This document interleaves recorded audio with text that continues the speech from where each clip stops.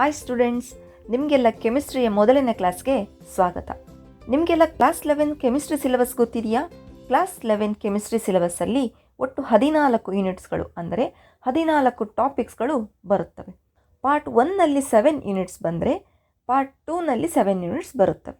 ಆ ಯೂನಿಟ್ಗಳು ಯಾವಂತ ನೋಡೋದಾದರೆ, unit number 1 some basic concepts of chemistry, unit number 2 structure of atom, unit number 3 classification of elements and periodicity in properties, unit number 4 chemical bonding and molecular structure, unit number 5 states of matter, unit number 6 thermodynamics, unit number 7 equilibrium.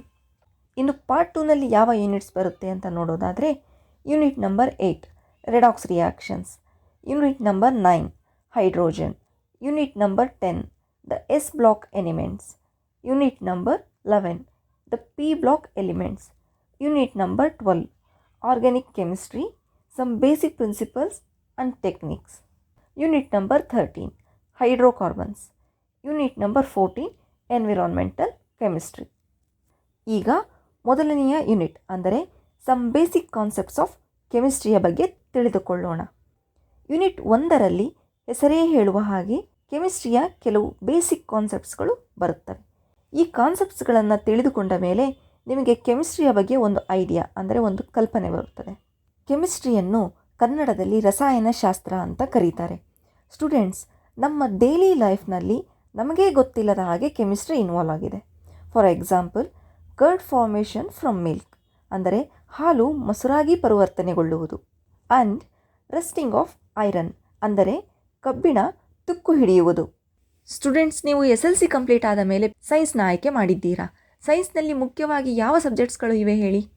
ಸೈನ್ಸ್ನಲ್ಲಿ ಮುಖ್ಯವಾಗಿ physics ಅಂದರೆ ಭೌತಶಾಸ್ತ್ರ, chemistry ಅಂದರೆ ರಸಾಯನಶಾಸ್ತ್ರ, biology ಅಂದರೆ ಜೀವಶಾಸ್ತ್ರ, mathematics ಅಂದರೆ ಗಣಿತ ಸಬ್ಜೆಕ್ಟ್ಸ್ಗಳು ಬರುತ್ತವೆ. ಈ 4 ಸಬ್ಜೆಕ್ಟ್ಸ್ಗಳು ಸೈನ್ಸ್ನ ಬ್ರಾಂಚಸ್ ಅಂತ ಹೇಳಬಹುದು.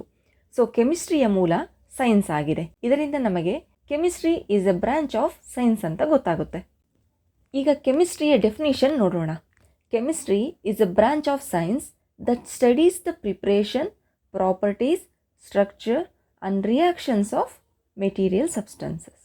ಅಂದರೆ ಇದರ ಅರ್ಥ, ಕೆಮಿಸ್ಟ್ರಿ ಸೈನ್ಸ್ನ ಒಂದು ಭಾಗವಾಗಿದ್ದು ಇದರಲ್ಲಿ ನಾವು ಮೆಟೀರಿಯಲ್ ಸಬ್ಸ್ಟೆನ್ಸ್ ಅಂದರೆ ಒಂದು ಮ್ಯಾಟರ್ ಅಥವಾ ಒಂದು ಸಬ್ಸ್ಟೆನ್ಸ್ ಹೇಗೆ ಪ್ರಿಪೇರ್ ಆಗುತ್ತೆ ಹಾಗೂ ಆ ಸಬ್ಸ್ಟೆನ್ಸ್ನ ಪ್ರಾಪರ್ಟೀಸ್ ಅಂದರೆ ಗುಣಗಳೇನು. ಫಾರ್ ಎಕ್ಸಾಂಪಲ್, ಆ ಸಬ್ಸ್ಟೆನ್ಸ್ ಟಾಕ್ಸಿಕ್ ಆಗಿದೆನಾ ಅಂದರೆ ವಿಷಕಾರಿಯಾಗಿದೆನಾ, ಅಥವಾ ಆ ಸಬ್ಸ್ಟೆನ್ಸ್ ಫ್ಲೇಮಬಲ್ ಆಗಿದೆನಾ ಅಂದರೆ ಆ ಸಬ್ಸ್ಟೆನ್ಸ್ಗೆ ಸುಲಭವಾಗಿ ಉರಿ ಅಥವಾ ಬೆಂಕಿ ಹತ್ತಿಕೊಳ್ಳುತ್ತಾ, ಇನ್ನೂ ಇಂತಹ ಇತ್ಯಾದಿ ಗುಣಗಳನ್ನು ನೋಡುವುದು. ಹಾಗೆ ಸಬ್ಸ್ಟೆನ್ಸ್ನ ಸ್ಟ್ರಕ್ಚರ್ ಅಂದರೆ ಆ ಸಬ್ಸ್ಟೆನ್ಸ್ ಹೇಗೆ ರಚನೆಯಾಗಿದೆ ಮತ್ತು ಅದರ ರಿಯಾಕ್ಷನ್ ಅಂದರೆ ಆ ಸಬ್ಸ್ಟೆನ್ಸ್ ಹೇಗೆ ರಿಯಾಕ್ಟ್ ಆಗುತ್ತೆ ಅಂತ ಓದುತ್ತೇವೆ. ಕೆಮಿಸ್ಟ್ರಿ ಹೇಗೆ ಸೈನ್ಸ್ನ ಒಂದು ಭಾಗ ಆಗಿದೆಯೋ ಅದೇ ರೀತಿ ಕೆಮಿಸ್ಟ್ರಿಗೂ ಸಹ ಬ್ರಾಂಚಸ್ಗಳಿವೆ. ಇವುಗಳನ್ನು ಬ್ರಾಂಚಸ್ ಆಫ್ ಕೆಮಿಸ್ಟ್ರಿ ಅಂತ ಕರೀತಾರೆ. ಈ ಬ್ರಾಂಚಸ್ ಆಫ್ ಕೆಮಿಸ್ಟ್ರಿ ಯಾವುವು ಅಂತ ನೋಡೋದಾದರೆ, ಫಸ್ಟ್ ಒನ್ ಫಿಸಿಕಲ್ ಕೆಮಿಸ್ಟ್ರಿ. ಇಲ್ಲಿ ಒಂದು ಕೆಮಿಕಲ್ ಕಾಂಪೌಂಡ್ ಇದ್ದರೆ ಅದರ ಫಿಸಿಕಲ್ ಪ್ರಾಪರ್ಟೀಸ್ನ ಸ್ಟಡಿ ಮಾಡ್ತೇವೆ. ಹೇಗೆ ಸ್ಟಡಿ ಮಾಡ್ತೇವೆ ಅಂದರೆ by using concepts and loss of physics. Second one organic chemistry. ಇಲ್ಲಿ ನಾವು CH ಬಾಂಡ್ ಅಂದರೆ ಕಾರ್ಬೋನ್ ಹೈಡ್ರೋಜನ್ ಬಾಂಡ್ ಇರುವ ಕಾಂಪೌಂಡ್ಗಳನ್ನು ಸ್ಟಡಿ ಮಾಡ್ತೇವೆ. CH ಬಾಂಡ್ ಇರುವ ಕಾಂಪೌಂಡ್ಗಳನ್ನು ಹೈಡ್ರೋಕಾರ್ಬನ್ಸ್ ಅಂತ ಕೂಡ ಕರೀತಾರೆ. Third one inorganic chemistry. ಇಲ್ಲಿ ನಾವು CH ಬಾಂಡ್ ಅಂದರೆ ಕಾರ್ಬನ್ ಹೈಡ್ರೋಜನ್ ಬಾಂಡ್ ಇಲ್ಲದ ಕಾಂಪೌಂಡ್ಗಳನ್ನು ಸ್ಟಡಿ ಮಾಡ್ತೇವೆ. Fourth one analytical chemistry.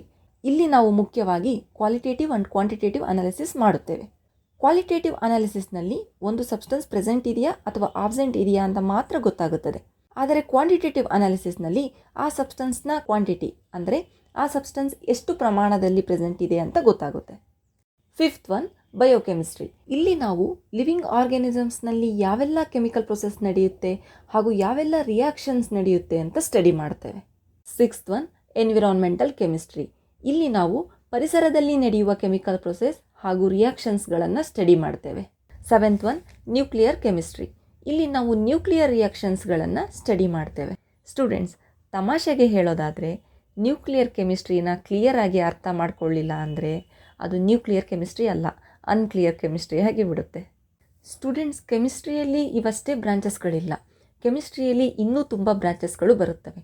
ಆದರೆ physical chemistry, organic chemistry, inorganic chemistry, analytical chemistry and biochemistry, ಈ 5 ಬ್ರಾಂಚಸ್ಗಳನ್ನು ಕೆಮಿಸ್ಟ್ರಿಯ ಬೇಸಿಕ್ ಬ್ರಾಂಚ್ಗಳು ಅಂತ ಕರೀತಾರೆ. Students, now we will see what are the importance of chemistry. ಅಂದರೆ chemistry ನಮಗೆ ಏಕೆ ಮುಖ್ಯ ಅಂತ ನೋಡೋಣ. ನಮಗೆ ಗೊತ್ತಿಲ್ಲದೆ ನಾವು ದಿನನಿತ್ಯದ ಜೀವನದಲ್ಲಿ ಕೆಮಿಸ್ಟ್ರಿಯ ಉಪಯೋಗ ಪಡಿತಾ ಇದ್ದೀವಿ. ಅದು ಹೇಗೆ ಅಂತ ಈಗ ನೋಡೋಣ. Chemistry important in food supply, ಅಂದರೆ ಕೆಮಿಸ್ಟ್ರಿ ಆಹಾರ ವಿತರಣೆ ಮಾಡೋದರಲ್ಲಿ ಮುಖ್ಯ ಪಾತ್ರ ವಹಿಸಿದೆ ಅಂತ ಹೇಳ್ಬೋದು. ಆಲ್ಸೋ ಇನ್ ಹೆಲ್ತ್ ಕೇರ್, ಅಂದರೆ ನಮ್ಮ ಆರೋಗ್ಯ ರಕ್ಷಣೆ ಮಾಡೋದರಲ್ಲಿ ಸಹ ಕೆಮಿಸ್ಟ್ರಿ ಮುಖ್ಯ ಪಾತ್ರ ವಹಿಸಿದೆ. Third one, in industries. ಕೆಮಿಸ್ಟ್ರಿಯನ್ನು ತುಂಬ ಇಂಡಸ್ಟ್ರೀಸ್ ಅಂದರೆ ತುಂಬ ಉದ್ಯಮಗಳಲ್ಲಿ ಉಪಯೋಗಿಸ್ತಾ ಇದ್ದಾರೆ. Fourth one, to get quality life, ಅಂದರೆ ಒಂದು ಉತ್ತಮ ಗುಣಮಟ್ಟದ ಜೀವನವನ್ನು ನಡೆಸಬೇಕಾದರೆ ನಮಗೆ ಕೆಮಿಸ್ಟ್ರಿ ಅವಶ್ಯಕತೆ ತುಂಬಾ ಇದೆ. Fifth one, chemistry in environment, ಪರಿಸರ ಸಂರಕ್ಷಣೆ ಮಾಡೋದರಲ್ಲಿ ಕೆಮಿಸ್ಟ್ರಿ ತುಂಬಾ ಇಂಪಾರ್ಟೆಂಟ್ ಆಗಿದೆ. Now we will see these points in detail. First one, chemistry in food supply, ಅಂದರೆ ಆಹಾರ ವಿತರಣೆಯಲ್ಲಿ ಕೆಮಿಸ್ಟ್ರಿಯ ಪಾತ್ರ ಏನು ಅಂತ ನೋಡೋಣ. ನಮಗೆ ಆಹಾರ ಬರುವುದು ಅಗ್ರಿಕಲ್ಚರ್, ಅಂದರೆ ವ್ಯವಸಾಯದ ಮೂಲಕ ಅಂತ ಎಲ್ಲರಿಗೂ ಗೊತ್ತು. ವ್ಯವಸಾಯದಲ್ಲಿ ಒಂದು ಉತ್ತಮ ಬೆಳೆ ತೆಗೆದು ಅದನ್ನು ಜನರಿಗೆ ತಲುಪಿಸುವುದು ಒಂದು ಚಾಲೆಂಜಿಂಗ್ ಜಾಬ್ ಅಂತ ಹೇಳಬಹುದು. ಇದಕ್ಕೆ ತುಂಬ ಕಾರಣಗಳಿವೆ. ಇದರಲ್ಲಿ ಒಂದು ವೀಕ್ ಸಾಯಿಲ್ ಫರ್ಟಿಲಿಟಿ, ಅಂದರೆ ಮಣ್ಣಿನ ಫಲವತ್ತತೆ ಅಂತ ನಾವೇನು ಹೇಳ್ತೀವಿ ಅದು ತುಂಬ ವೀಕ್ ಆಗಿರುತ್ತೆ. ಇದಕ್ಕೆ ಕಾರಣ ಇಂತಹ ಮಣ್ಣಿನಲ್ಲಿ ನ್ಯೂಟ್ರಿಯೆಂಟ್ಸ್ಗಳ ಕೊರತೆ ಇರುತ್ತೆ. For example, nitrogen, phosphorus, potassium ತರಹದ ನ್ಯೂಟ್ರಿಯೆಂಟ್ಸ್ಗಳ ಕೊರತೆ ಈ ಮಣ್ಣಿನಲ್ಲಿ ಇರುತ್ತೆ. ಇಂತಹ ಮಣ್ಣಿನಲ್ಲಿ ಉತ್ತಮ ಬೆಳೆ ತೆಗೆಯುವುದು ತುಂಬಾ ಕಷ್ಟ. ಇದಕ್ಕೆ ಪರಿಹಾರ ಏನು ಅಂತ ನೋಡೋದಾದರೆ, ಇದಕ್ಕೆ ಪರಿಹಾರ ಕೆಮಿಕಲ್ ಫರ್ಟಿಲೈಸರ್ಸ್, ಅಂದರೆ ರಾಸಾಯನಿಕ ಗೊಬ್ಬರ. ಈ ಕೆಮಿಕಲ್ ಫರ್ಟಿಲೈಸರ್ಸ್ನಲ್ಲಿ ಪ್ಲಾಂಟ್ ಗ್ರೋತ್ಗೆ ಬೇಕಾದ ನ್ಯೂಟ್ರಿಯೆಂಟ್ಸ್ಗಳು ಇರುತ್ತೆ. So by using chemical fertilisers we can get more yield, ಅಂದರೆ ಇಂತಹ ಮಣ್ಣಿನಲ್ಲಿ ನಾವು ರಾಸಾಯನಿಕ ಗೊಬ್ಬರ ಉಪಯೋಗಿಸುವುದರ ಮೂಲಕ ಹೆಚ್ಚು ಇಳುವರಿ ಪಡೆಯಬಹುದು. Some examples for chemical fertilizers are urea, sodium nitrite, ammonium sulphite. These are nitrogen containing chemical fertilizers, ಅಂದರೆ ಈ ಕೆಮಿಕಲ್ ಫರ್ಟಿಲೈಸರ್ಸ್ಗಳಲ್ಲಿ ನೈಟ್ರೋಜನ್ ಕಂಟೆಂಟ್ ಇರುತ್ತೆ. ಹಾಗೆ ಅಮೋನಿಯಂ ಫಾಸ್ಫೇಟ್, ಅಮೋನಿಯಂ ಹೈಡ್ರೋಜನ್ ಫಾಸ್ಫೇಟಲ್ಲಿ ಫಾಸ್ಫರಸ್ ಕಂಟೆಂಟ್ ಇರುತ್ತೆ. ಪೊಟ್ಯಾಷಿಯಂ ನೈಟ್ರೇಟ್, ಪೊಟ್ಯಾಷಿಯಂ ಸಲ್ಫೇಟಲ್ಲಿ ಪೊಟ್ಯಾಷಿಯಂ ಕಂಟೆಂಟ್ ಇರುತ್ತೆ. ಕೆಲವೊಂದು ಟೈಮ್ ಬೆಳೆ ಚೆನ್ನಾಗಿ ಬೆಳೀತಾ ಇದ್ದರೂ due to pest and insect, ಅಂದರೆ ಕೀಟಗಳಿಂದ ಬೆಳೆ ನಾಶ ಆಗುವ ಸಾಧ್ಯತೆ ಇರುತ್ತೆ. So in this situation, to protect the crops from pest and insects V can use pesticides and insecticides. ಅಂದರೆ ಇಂತಹ ಸಂದರ್ಭದಲ್ಲಿ ನಾವು ಪೆಸ್ಟಿಸೈಡ್ಸ್ ಆ್ಯಂಡ್ ಇನ್ಸೆಕ್ಟಿಸೈಡ್ಸ್ಗಳನ್ನು ಉಪಯೋಗಿಸುವುದರ ಮೂಲಕ ಪೆಸ್ಟ್ ಆ್ಯಂಡ್ ಇನ್ಸೆಕ್ಟ್ಗಳನ್ನು ನಾಶ ಮಾಡಬಹುದು. ಸ್ಟೂಡೆಂಟ್ಸ್, ಪೆಸ್ಟಿಸೈಡ್ ಆ್ಯಂಡ್ ಇನ್ಸೆಕ್ಟಿಸೈಡ್ ಈ ಎರಡೂ ವರ್ಡ್ಗಳಲ್ಲಿ CIDE, ಸೈಡ್ ಎನ್ನುವ ಒಂದು ಕಾಮನ್ ಟರ್ಮ್ ಇದೆ. ಸೈಡ್ ಎಂದರೆ ಕೊಲ್ಲುವುದು ಅಥವಾ ನಾಶ ಮಾಡುವುದು ಎಂದು ಅರ್ಥ. ಸೊ ಪೆಸ್ಟಿಸೈಡ್ ಎಂದರೆ ಪೆಸ್ಟ್ಗಳನ್ನು ಕೊಲ್ಲುವುದು, ಇನ್ಸೆಕ್ಟಿಸೈಡ್ ಎಂದರೆ ಇನ್ಸೆಕ್ಟ್ಗಳನ್ನು ಕೊಲ್ಲುವುದು ಎಂದು ನೀವು ನೆನಪಿನಲ್ಲಿಟ್ಕೊಳ್ಬಹುದು. Examples for pesticides and insecticides are boric acid, DDT means dichloro diphenyl trichloro ethane and pyrethroid. Next, importance of chemistry in health care. Students, ಉತ್ತಮ ಆರೋಗ್ಯ ಯಾರಿಗೆ ಬೇಡ ಹೇಳಿ?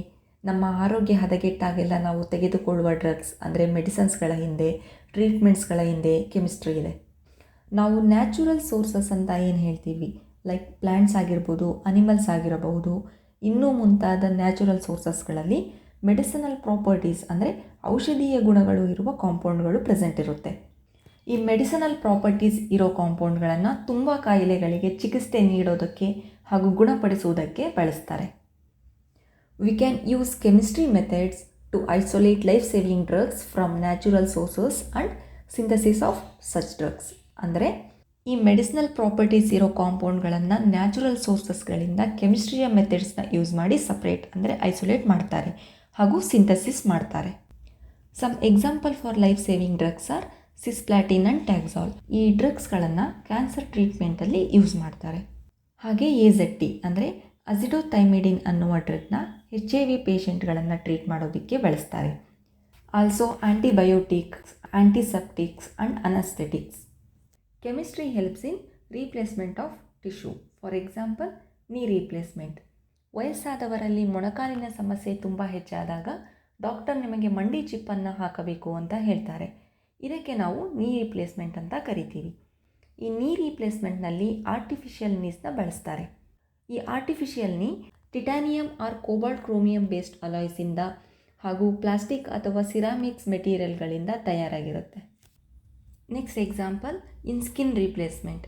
ಸಮ್ಟೈಮ್ಸ್ ಸ್ಕಿನ್ ಏನಾದರೂ ಆಕ್ಸಿಡೆಂಟಿಂದ ಲಾಸ್ ಆದರೆ ಅಥವಾ ಬರ್ನ್ ಆಗಿ ಡ್ಯಾಮೇಜ್ ಆದರೆ ಇಂತಹ ಸಂದರ್ಭದಲ್ಲಿ ಸ್ಕಿನ್ನ ಆರ್ಟಿಫಿಷಿಯಲ್ ಸ್ಕಿನ್ನಿಂದ ರೀಪ್ಲೇಸ್ ಮಾಡ್ತಾರೆ. ಈ artificial skin silicon polymer, polylactic ಆ್ಯಸಿಡ್ಗಳಂತಹ ಕಾಂಪೌಂಡ್ಗಳಿಂದ ತಯಾರಾಗಿರುತ್ತೆ. Next in blood vessels replacement. ಕೆಲವೊಮ್ಮೆ ನಾವು ಬ್ಲಡ್ ವೆಸಲ್ಸ್ ಅಂತ ಏನು ಹೇಳ್ತೀವಿ, ಈ ಬ್ಲಡ್ ವೆಸಲ್ಸ್ ಬ್ಲಾಕ್ ಆಗಿಬಿಡುತ್ತೆ.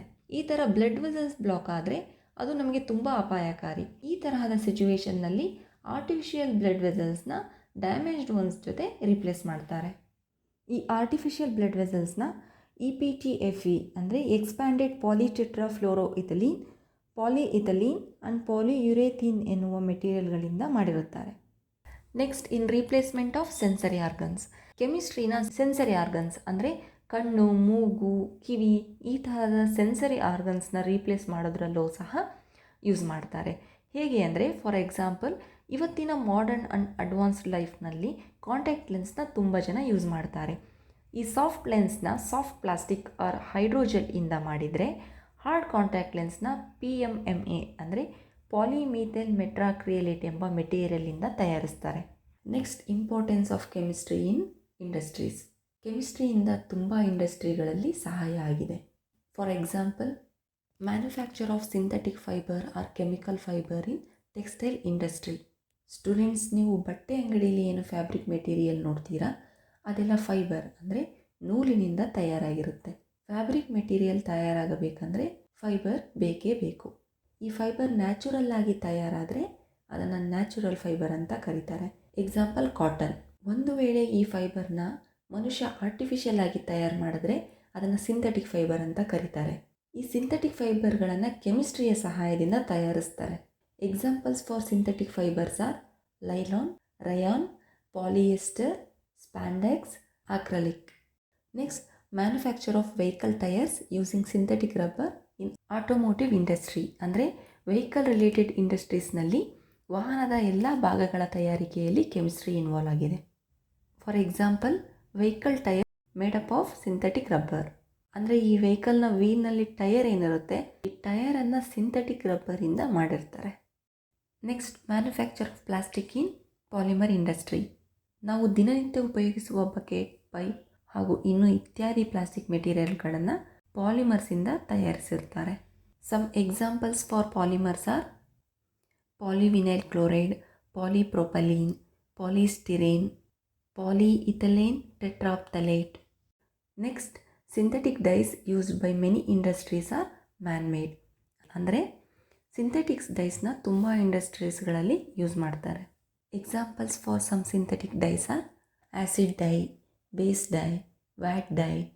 ಈ ಆ್ಯಸಿಡ್ ಡೈ ಅನ್ನುವ ಸಿಂಥೆಟಿಕ್ ಡೈನ ಲೈಲಾನ್, ಸಿಲ್ಕ್, ವೂಲ್ ಫೈಬರ್ಗಳನ್ನು ಡೈ ಮಾಡೋದಕ್ಕೆ ಹಾಗೂ ಬೇಸಿಕ್ ಡೈ ಎನ್ನುವ ಸಿಂಥೆಟಿಕ್ ಡೈನ ಕಾಟನ್, ಸಿಲ್ಕ್, ವೂಲ್ ಫೈಬರ್ನ ಡೈ ಮಾಡೋದಕ್ಕೆ ಬಳಸ್ತಾರೆ. Next synthetic pigments which are present in paint, ink, cosmetics, plastics are manufactured using chemistry. Chemistry also helps in manufacturing of paper, cement, metals, computers, acids, alkali, soaps and detergents. These industries contributes in national economy and employment. ಈ ಇಂಡಸ್ಟ್ರೀಸ್ಗಳಿಂದ ನಮ್ಮ ದೇಶಕ್ಕೆ ಒಂದು economy ಕೂಡ ಬರುತ್ತೆ, ಹಾಗೆ ಎಷ್ಟೋ ಉದ್ಯೋಗಗಳು create ಆಗುತ್ತೆ. Next importance of chemistry in environment ಅಂದರೆ ಪರಿಸರ ಸಂರಕ್ಷಣೆಯಲ್ಲಿ ಕೆಮಿಸ್ಟ್ರಿಯ ಪಾತ್ರ ಏನು ಅಂತ ಈಗ ನೋಡೋಣ. Chemistry helps in purification of water using chlorination. Example adding chlorine tablets or bleaching powder to water. ಅಂದರೆ ಕೆಮಿಸ್ಟ್ರಿಯ ಸಹಾಯದಿಂದ ವಾಟರ್ನ ಪ್ಯೂರಿಫೈ ಮಾಡ್ಬೋದು. ಹೇಗೆ ಮಾಡ್ಬೋದು ಅಂದರೆ ಯೂಸಿಂಗ್ ಕ್ಲೋರಿನೇಷನ್. ಅಂದರೆ ಕ್ಲೋರಿನ್ ಟ್ಯಾಬ್ಲೆಟ್ಸ್, ಬ್ಲೀಚಿಂಗ್ ಪೌಡರ್ನ ನೀರಿಗೆ ಹಾಕೋದ್ರಿಂದ ವಾಟರ್ ಪ್ಯೂರಿಫೈ ಆಗುತ್ತೆ. ಈ ಪ್ರೊಸೆಸ್ನ ಕ್ಲೋರಿನೇಷನ್ ಅಂತ ಕರಿತೀವಿ. Next chemistry helps in replacement of CFCs with HFCs. CFCs ಅಂದರೆ ಕ್ಲೋರೋಫ್ಲೋರೋಕಾರ್ಬನ್ಸ್. ಸ್ಟೂಡೆಂಟ್ಸ್, ನಿಮಗೆ ನೆನಪಿದೆಯಾ? Chlorofluorocarbons are responsible for depletion of ozone layer which is present in stratosphere. ಅಂದರೆ ಈ ಕ್ಲೋರೋಫ್ಲೋರೋಕಾರ್ಬನ್ಗಳು ಓಝೋನ್ ಲೇಯರ್ನ ಡ್ಯಾಮೇಜ್ ಮಾಡುತ್ತೆ. ಈ ಕ್ಲೋರೋಫ್ಲೋರೋಕಾರ್ಬನ್ಗಳು ರೆಫ್ರಿಜರೇಟರ್ಸ್, ಏರ್ ಕಂಡೀಷ್ನರ್ಸ್ನಂತಹ ಇಕ್ವಿಪ್ಮೆಂಟ್ನಲ್ಲಿ ಪ್ರೆಸೆಂಟ್ ಇರುತ್ತೆ. ಇತ್ತೀಚಿನ ದಿನಗಳಲ್ಲಿ CFCs ಜಾಗದಲ್ಲಿ man made organic compound HFCs ಅಂದರೆ ಹೈಡ್ರೋಫ್ಲೋರೋಕಾರ್ಬನ್ಸ್ನ ಯೂಸ್ ಮಾಡ್ತಾ ಇದ್ದೀವಿ. So chemistry helps to synthesise HFCs which is safer alternative to CFCs. HFCs CFCsಗೆ ಕಂಪೇರ್ ಮಾಡಿದ್ರೆ ಸ್ವಲ್ಪ ಸೇಫ್ ಆಗಿದೆ. ಇವೆಲ್ಲವೂ ಸಹ ಕೆಮಿಸ್ಟ್ರಿಯ ಇಂಪಾರ್ಟೆನ್ಸ್. ಈ ಎಲ್ಲ ಇಂಪಾರ್ಟೆನ್ಸ್ಗಳನ್ನು ನಾವು ಅಬ್ಸರ್ವ್ ಮಾಡಿದ್ಮೇಲೆ ನಮಗೆ ಏನು ಗೊತ್ತಾಗುತ್ತೆ? ಒಂದು ಉತ್ತಮ ಗುಣಮಟ್ಟದ ಜೀವನವನ್ನು ನಡೆಸಬೇಕಾದ್ರೆ ನಮಗೆ ಕೆಮಿಸ್ಟ್ರಿಯ ಅವಶ್ಯಕತೆ ಇದೆ. ಅದನ್ನು ನಾವು ಹೇಗೆ ಬರಿಬಹುದು ಅಂದರೆ chemistry helps to get quality life.